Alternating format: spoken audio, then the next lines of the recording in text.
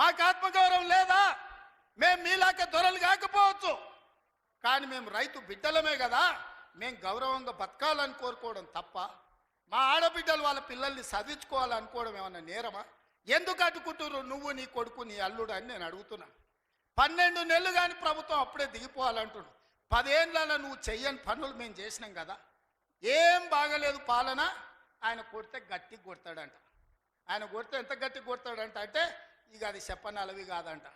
నేను అడగదలుచుకున్న మా సోదరుని, అయ్యా ఆయన గట్టి కొట్టడానికి ఫుల్లా ఆఫా? ఏంది గట్టి కొట్టడానికి? ఏం కొడతాడు ఆయన? కొడితే గిడితే ఓ ఫుల్లు ఓ ఆఫ్ గట్టి కొట్టగలడు, అంత మించి గట్టి కొట్టేది ఏందుంది? 10 ఏళ్ళు నువ్వు గట్టి కొట్టేటోని ఆయన ఉంటే, నిజంగానే నువ్వు గట్టి కొట్టాలంటే డ్రగ్స్ పార్టీలు ఫామ్ హౌస్లలో చేస్తున్న నీ కొడుకును వంగబెట్టి గట్టి కొట్టు, వానికి బుద్ధి వస్తుంది. ఢిల్లీలో లిక్కర్ దందాలు చేసి తెలంగాణ గౌరవాన్ని తీసిన నీ బిడ్డను దౌడ మీద అంగబెట్టి గట్టి కొట్టు. తెలంగాణ పరువు తీసినందుకు గట్టి కొడితే వస్తుంది. కాళేశ్వరం పేరు మీద 1,00,000 కోట్లు మింగిన నీ అల్లుని దౌడ మీద అంగబెట్టి కొట్టు గట్టిగా, అప్పుడు వానికి బుద్ధి వస్తుంది, సిగ్గు వస్తుంది. తెలంగాణను ముంచినందుకు గట్టి కొట్టేది ఉంటే నీ ఇంట్లో కొట్టు, వాళ్ళని దారిలో పెట్టు. కాంగ్రెస్ను గట్టి కొడతా అంటే మా కాంగ్రెస్ పార్టీ కార్యకర్తలు ఊరుకుంటారా? రా, ఎంత గట్టి కొడతావో చూద్దాం. పొంకణాల పోసిగానికంట 3 ఎట్లంట 36 దొడ్లంట. వెనకడికి పొంకణాలు చెప్పేటోడు. 10 ఏళ్ళు నువ్వే ఉన్నావు కదనే, 10 ఏళ్ళలో నిన్ను ఇవ్వడం చేయొద్దన్నాడా? ఇవాళ మేము 12 నెలల ఏమి చేయలేదు అంటున్నాడు. నేను అడుగుతున్న ఇక్కడికొచ్చిన మా ఆడబిడ్డల్ని, అక్క 500 రూపాయలకు సిలిండర్ వస్తలేదా? ఆర్టీసీ బస్సులో ఉచితంగా మీరు బస్సు ఎక్కుతారని టికెట్ అడుగుతురా? ఆ ఎల్ల అమ్మగారింటికి పోవాలంటే ఇంటి ఆయనకి కిరాయి పైసలు అడగాలి. అమ్మవారి గుడికి పోవాలంటే పక్కింటోళ్ళు తోడు రావాలి.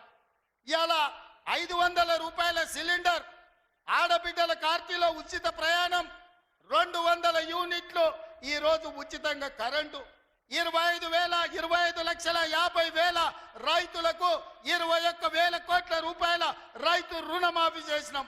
రైతు భరోసా కేసీఆర్ ఎగనామ పెడితే వచ్చిన ఎంబడే 7,625 కోట్ల రూపాయలు ఇవాళ రైతు భరోసా మొదటి విడత ఇచ్చినాం. రెండో విడత ఈరోజు రైతు భరోసాల 10,000 కోట్ల రూపాయలు, ఎకరాకు 12,000 సంవత్సరానికి ఇవాళ మనం మొదలు పెట్టినాం. మార్చి 31 లోపల ఈరోజు రైతు భరోసా నిధుల్ని రైతుల ఖాతాలో వేయదలుచుకున్నాం. నిరుద్యోగ యువకులకు 55,000 ఉద్యోగాలు ఇచ్చినాం. ఇవాళ ఆడబిడ్డలకు, మహిళా సంఘాలకు పాఠశాలలు నిర్వహించుకోనికే అమ్మ ఆదర్శ పాఠశాల ఇచ్చినాం.